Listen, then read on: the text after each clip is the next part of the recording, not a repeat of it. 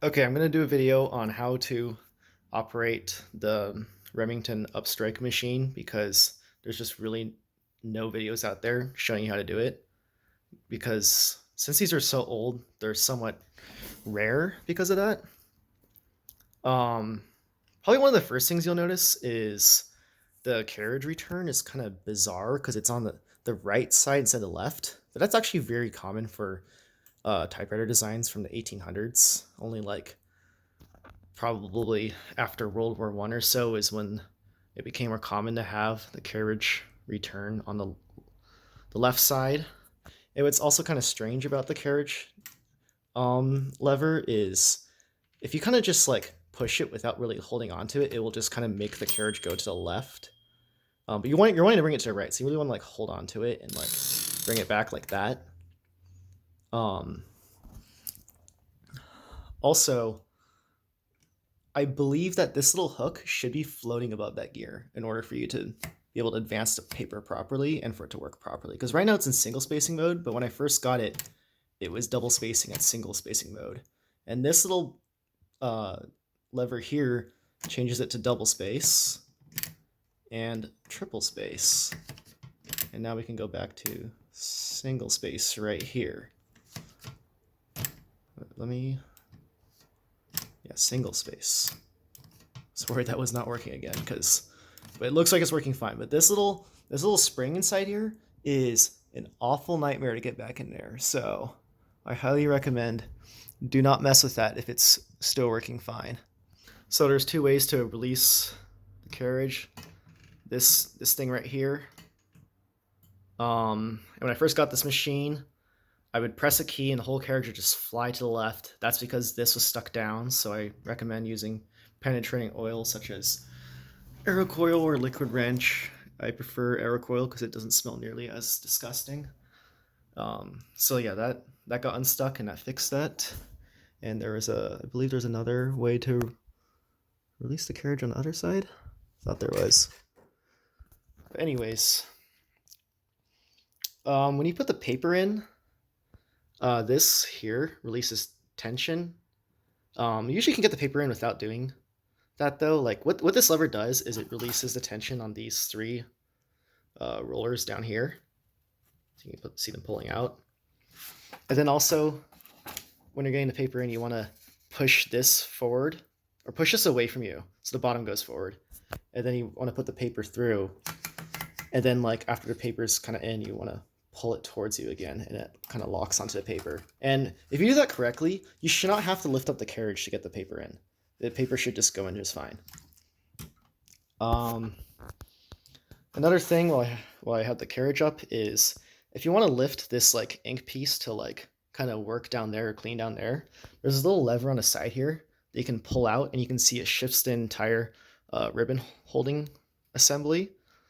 And now that this is moved forward towards you, you can lift it up without it hitting the carriage. And so that's how you get that out of the way. And here's the inside. Upstrike machines are kind of really cool to see at this angle. It's like this whole crazy circle of type bars.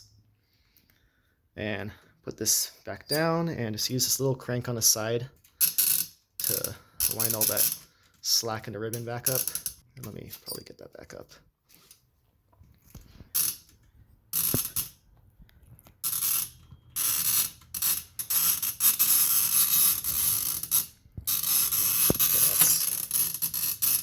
That's good now. And this little handle on the side, see how it's cranking this spool?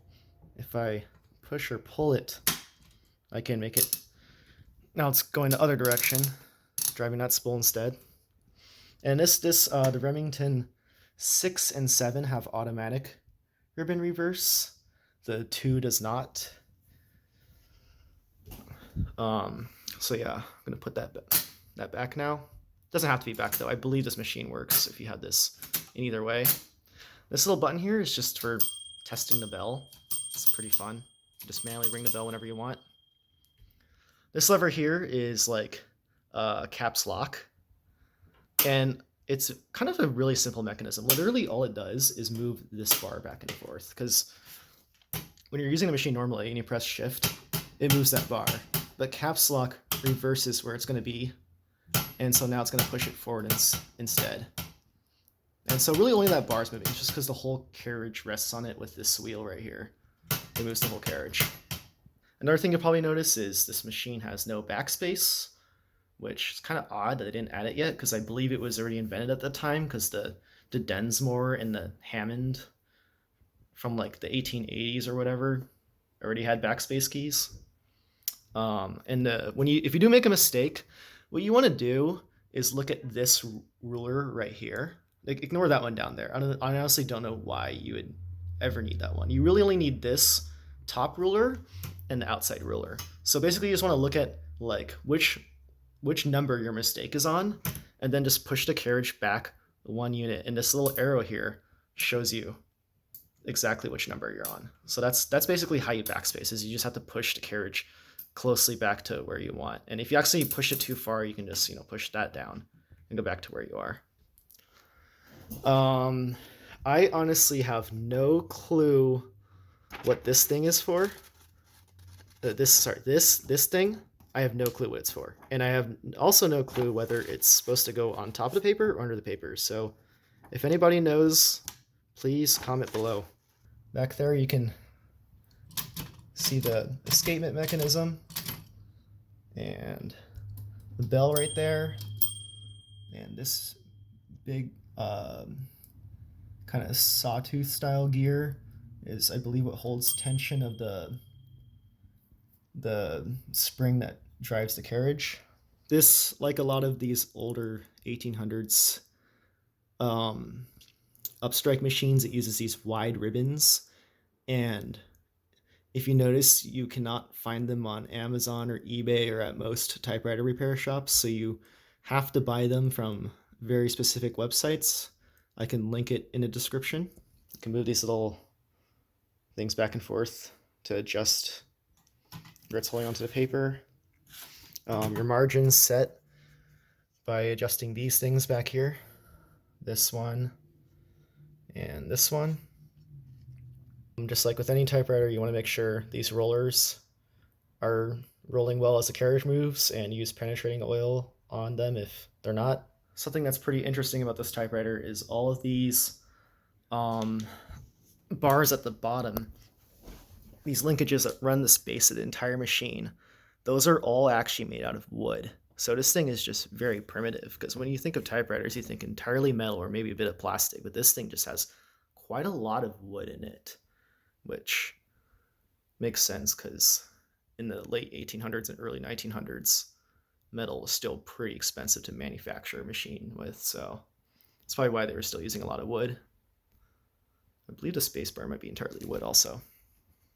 One more thing that's very important that I wanted to mention is when you first get one of these, there's these 3 wood rollers underneath the platen, and they're supposed to have a rubber layer over them. I've noticed on some machines it's white and some it's black. I'm not entirely sure if that's just a difference from the 6 or 7, or they changed at some point, or maybe they're originally white and at some point later people replaced them with black rollers, or maybe from an Underwood or something. But anyways, on my machine, the 2 right rollers are completely missing the original rubber, and the left one just had a bit of the rubber left, but it was like already flaking off. And so I just went ahead and replaced them all with this clear plastic tubing that's 7/16 inch inner diameter, 9/16 inch outer diameter, and it works really well. You can see that it's like doing a great job at pressing the paper against the platen. Paper is moving very evenly. So yeah, I highly recommend that, because if you find one of these, chances are that rubber will just be completely disintegrating. And it's one of the essential fixes you'll need to do, besides replacing the ribbon and getting all the rusty parts unstuck with penetrating oil. And when you put these in, make sure to take a picture of this side assembly here, because there's more parts here than you'll think. And putting them back in is a bit of a nightmare because it's all under spring tension. What I did is I took it off here. I'll show you the top of it later. And I put together this thing so I wouldn't have to fight the spring while getting this, because this little screw right here goes through like a ton of layers. And so I just put this together first, and then I put this whole section back on. at the top here. And this looks like a screw, but it's actually not a screw. It's just a pin. And so you just want to like put penetrating oil in there and then use pliers to like force it out. And on the other side, it goes out the other way. And getting those back in is very hard because that's when you're going to have to fight the spring tension. And you want to like kind of use pliers to force it into place while using another pair of pliers to force the pin in the hole while trying to get them lined up while fighting the spring tension. So good luck with placing those. Good luck replacing those 3 rollers.